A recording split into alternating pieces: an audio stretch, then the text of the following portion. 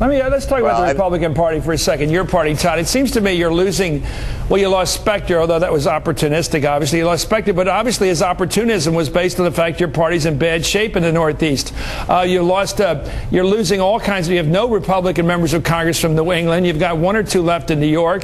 It's dying out as a political party in the Northeast. Meanwhile, you got Voinovich, the lame duck senator from Ohio. I've never seen a member of the Senate say this. We've got too many Jim DeMints and Tom Coburns. It's the Southerners. People hear them and say, these people, they're Southerners. The party's being taken over by Southerners. What the hell they got to do with Ohio? I've never heard such a regional attack before within a party. I've never heard the Democrats. Well, what do you make of your party? It seems to be having a geographic divide here.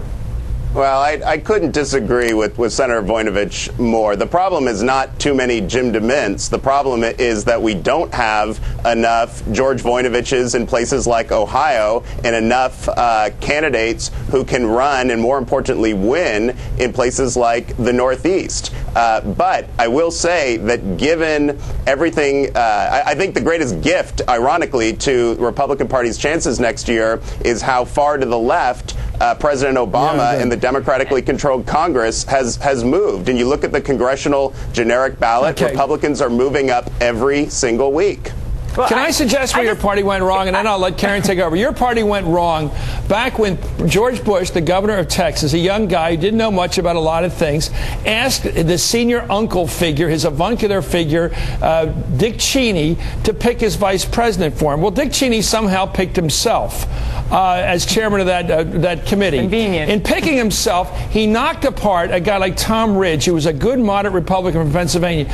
If your ticket had been built north-south, a Texas governor, a Pennsylvania governor, you would have had a reasonable party representing the country. Instead, you got an oil patch party put together through I think the mischief of Dick Cheney, knocking out Ridge from consideration. Do you agree with me? Your party would be a lot healthier if you didn't have Dick Cheney, who talked us into the war in Iraq and did everything else lousy in that last administration that you can point to.